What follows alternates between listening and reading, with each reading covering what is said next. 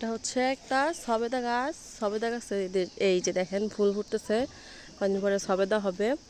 আর ওই যে দেখেন খেজুর গাছ, খেজুর ভরা, বিভিন্ন ধরনের গাছ আছে। তো এই যে এখানে আবার বেগুন গাছ। এই যে খুব ভালো লাগে গ্রামে আসলে। তো এবার গ্রামে আসছি।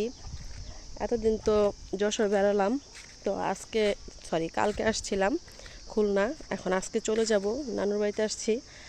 আর এবারে এসে এই যে এই নদীর পাড়টাতে যাওয়া হয়নি, তো দেখি একটু পরে চলে যাব, তো এর জন্য আসলাম যে নদীর পাড়টা একটু দেখি।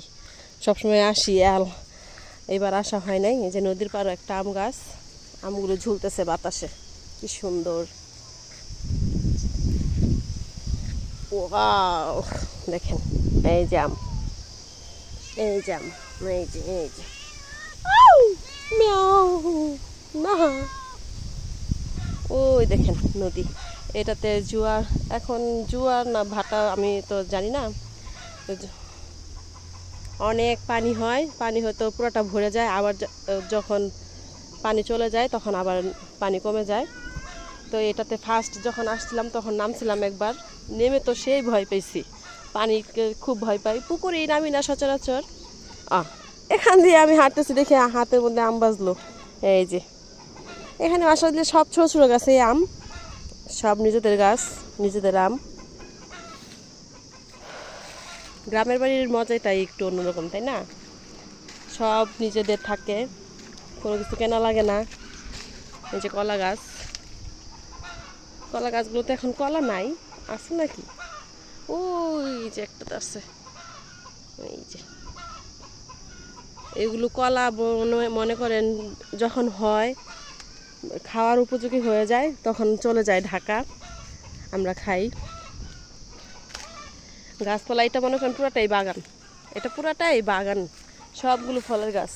লিচু খেয়ে ফেলেছি, আর আম তো দেখালাম, আরও আছে আম, চলেন দেখাই। অনেক আম গাছ আছে। আর ওইখানে আমার শ্বশুর তেজপাতা গাছ থেকে তেজপাতা ছিটতেছে, ঢাকায় নিয়ে যাব আমরা। গ্রামের যে একটা শান্তি, কিন্তু আমরা ঢাকায় থেকে অভ্যস্ত, ঢাকায় আমাদের খুব ভালো লাগে, যে কবে যাব কবে যাব। ওই যে কাঁঠাল গাছ, এই যে আম দেখেন কি বড় বড় আম, এই যে কাঁঠাল, আর এই যে আম, আম, এই যে আম, সব ঢাকায় চলে যাবে আম, এই যে আম।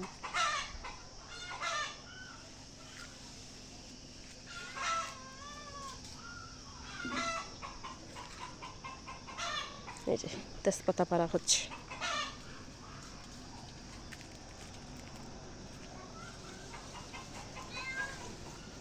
ছোটোখাটো তেজপাতা গাছটা খুব সুন্দর।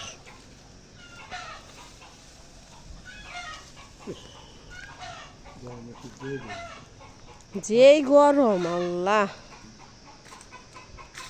প্রচুর পরিমাণে গরম।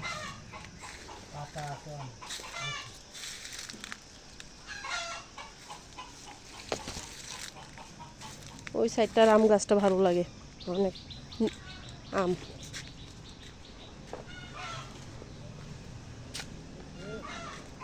এই যে, এই যে